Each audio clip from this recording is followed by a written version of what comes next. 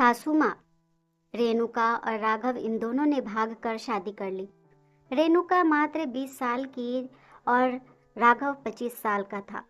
रेणुका अमीर घर से थी और राघव मिडिल क्लास फैमिली से था। रेणुका के घर वालों को इस रिश्ते से विरोध था। उसके पिता को रेणुका के लिए एक अमीर लड़का चाहिए था। वैसे भी रेणुका के पापा के मन मुताबिक उसकी शादी करने की उम्र भी नहीं थी।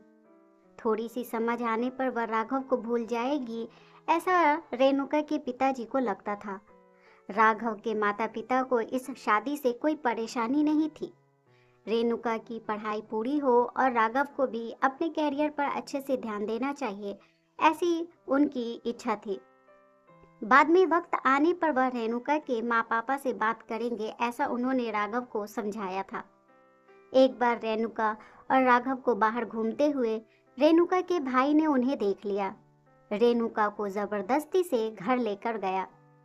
उसके घर एक ही तमाशा होने लगा। उन्होंने रेणुका का घर के बाहर जाना बंद करवा दिया। लास्ट में वक्त देखकर उन्हों दोनों ने भागकर शादी कर ली। रेणुका के घर वालों ने उससे सारे रिश्ते तोड़ दिए। तुम कभी भी खुश नहीं रहोगी, ऐसी उसे बद्दुआ दी। राघव के घर वालों को उनका विरोध नहीं था, पर उन दोनों का लिया हुआ फैसला उसके माँ पापा को पसंद नहीं आया। हमें एक बार बताया तो होता, हम कोई ना कोई रास्ता ढूंढ लेते या कोई मदद ही कर सकते थे। हम रेणुका के घर वालों से इस बारे में बात भी करते, ऐसे राघव के को उन्होंने कहा। पर अब जो हुआ सो हुआ। उन्होंने रेणुका को बहू के रूप में स्वीकार किया। रेणुका और राघव को लेकर वह रेणुका के मायके में भी गए, पर रेणुका के पापा अपने जिद पर अड़े हुए थे।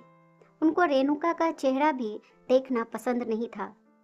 पापा के खिलाफ जाने में माँ की हिम्मत नहीं हो रही थी। रेणुका के लिए अब मायका पूरी तरह से छूट गया था। धीरे धीरे रेणुका का राघव के घर में मन लगने लगा। अब अपना जो कुछ भी है वो यहाँ पर ही है, यह उसे समझ आ गया था। रेणुका बड़े लाड़ प्यार से बड़ी हुई है, उसे कोई भी काम की आदत नहीं थी। हमें ही उसे अब सब कुछ सिखाना पड़ेगा। इसकी राघव की माँ को यानी रेणुका की सास को पता था। सब कुछ अच्छा चल रहा था, पर रेणुका के मन में कुछ अलग ही चल रहा था। उनकी शादी को जैसे तैसे करके 1 साल ही हुआ था और अचानक एक एक्सीडेंट में राघव दुनिया छोड़कर चला गया। सभी पर दुखों का जैसे पहाड़ टूट पड़ा। ऐन जवानी में अपने बेटे की मृत्यु होने के कारण राघव के पापा को जबरदस्त दिमाग पर धक्का लगा। रेणुका भी पूरी तरह से टूट गई थी। अभी तो उनकी गृहस्थी शुरू ही हुई थी। रेणुका के मायके वालों को भी यह बात मालूम पड़ी, तब भी रेणुका के मायके वाले कोई भी नहीं आए मिलने। राघव की माँ इन सब से हिम्मत से बर्ताव कर रही थी। राघव के अंतिम संस्कार का काम खत्म कर उन्होंने रेणुका को उसके मायके छोड़ आने का फैसला पक्का किया। रेणुका अपने मायके जाने के लिए तैयार नहीं थी। उन्होंने रेणुका को बहुत समझाने की कोशिश की। बेटी, तुम्हारे सामने पूरी जिंदगी पड़ी है, इसे बर्बाद मत करो। मैं बात करूंगी तुम्हारे माँ पापा से। अगर ज़रूरत पड़ी तो मैं उनके पैर तक पकड़ लूंगी। उसे समझाकर वो उसे उसके मायके लेकर गए, पर वहाँ भी उन्हें उदासी ही मिली। उसके मायके वालों का गुस्सा रेणुका पर से कम नहीं हुआ था। राघव की माँ के बहुत मनाने के बाद भी उन्होंने रेणुका को माफ़ नहीं किया। उसके पापा ने कहा, आपको अगर वह बोझ लग रही होगी तो उसे कुएं में धकेल दें। राघव के माँ पापा रेणुका को वापस घर ले आए। रेणुका के वापस घर आने से घर की बाकी लोग थोड़े नाराज थे। अब रेणुका को कोई भी खुले मन से स्वीकारने को तैयार नहीं था। कुलक्षणी अपशकुनी पोते को निगल गई, अब बेटे को भी निगल जाएगी। यहाँ ऐसा बोलकर राघव की दादी मतलब रेणुका की दादी सास उसे ताने दे रही थी। उस वक्त राघव के पापा की तबीयत बहुत खराब हो रही थी। यह सब रेणुका को सहन नहीं हो रहा था। तब उसने ठान लिया कि यहाँ से दूर निकल जाना ही चाहिए। रात को सबके सो जाने के बाद वो निकलने ही वाली थी, तभी उसकी सास, जो जग रही थी, उन्होंने रेणुका को रोका। कहाँ जा रही हो? ऐसे पूछा। माँ, मुझे जाने दीजिए, मैं अपशकुनी हूँ। मेरी ही वजह से यह सब हुआ। मैं राघव की जिंदगी में आती नहीं तो हमारी शादी नहीं हुई होती, तो आज वो जिंदा होता, पापा की भी यह हालत नहीं होती। मुझे जाने दीजिए, मैं यहाँ नहीं रह सकती। वक्त आने पर आत्महत्या कर लूंगी, पर अब यहाँ नहीं रहूंगी। सच में मेरे यहाँ आने से इस घर की सारी खुशियाँ चली गई। मुझे कोई अधिकार नहीं है यहाँ रहने का। रेणुका रोते रोते सब बोल रही थी। उसकी सास ने उसे पहले शांत किया। रेणुका, तुम दोनों मिले नहीं होते तो तुम्हारी शादी नहीं हुई होती। तो उस दिन उस ट्रक ड्राइवर ने नशे में गाड़ी नहीं चलाई होती तो रास्ते पर लोगों ने राघव को वक्त पर हॉस्पिटल में ले नहीं गए होते। तो बहुत तो है बेटा, और अब वक्त निकल गया है इन सब बातों के सोचने का।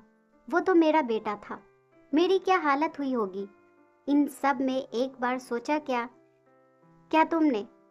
वो तो चला गया और अब तुम भी छोड़कर चली जाओगी मुझे बेटा। रेणुका, क्या तुम मुझ पर बोझ थी? इसलिए मैं तुम्हें तुम्हारे मायके छोड़ने नहीं गई थी। तुम्हारे सामने पूरी जिंदगी पड़ी है बेटा। किसी के चले जाने से हम जीना तो नहीं छोड़ सकते। यहाँ से ज्यादा तुम वहां पर खुश रहोगी, क्योंकि यहाँ राघव की यादें तुम्हें हमेशा दुख देगी। ऐसे मैं सोचती थी, पर जाने दो, जो हुआ सो हुआ। अब तुम तुम्हारी पढ़ाई पूरी करोगी, मैं हूँ तुम्हारे साथ, और इनकी चिंता करने के लिए मैं हूँ ना। सिर्फ तुम्हारा साथ चाहिए मुझे बेटा। इस सब में राघव के जाने से हर कोई परेशान था। हर किसी के बोलने का तरीका अलग हो गया है। तुम्हारा दुख मैं अच्छे से समझ सकती हूँ, पर अब तुम्हें संभलना होगा। लोगों का बोलना नजरअंदाज करना होगा। तुम्हें मन लगाकर अपनी पढ़ाई करनी पड़ेगी। तुम कोई भी गलत फैसला नहीं लोगी, इसका मुझे वचन दो। मैंने मेरा जवान बेटा खोया है और अब मैं बेटी को नहीं खोना चाहती। सास की यह बातें सुनकर रेणुका को रोना आ गया। उसने सास को गले लगाया। माँ, मैं कहीं नहीं जाऊंगी आपको छोड़कर। आप जैसा बोलेंगी वैसा ही मैं करूंगी। रेणुका की सास भी मन भर कर रोई। आज पहली बार उनका दुख फूट फूट कर बाहर आया था। रेणुका ने मन लगाकर आगे की पढ़ाई पूरी की। बहू नहीं, वो उस घर की बेटी बनी। बहुत सारे ताने, कड़वी बातें सुनी। उसने हर एक राह पर उसकी सास उसके साथ थी। वह दोनों एक दूसरे की ताकत बनी।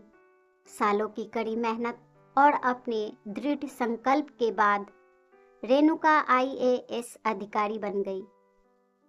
यह वही लोग थे जो कभी उसे ताने मारते थे, अब वही लोग उसकी सफलता की मिसाल देते थे। उसके मायके के लोग भी उसकी सफलता की चर्चा करने लगे।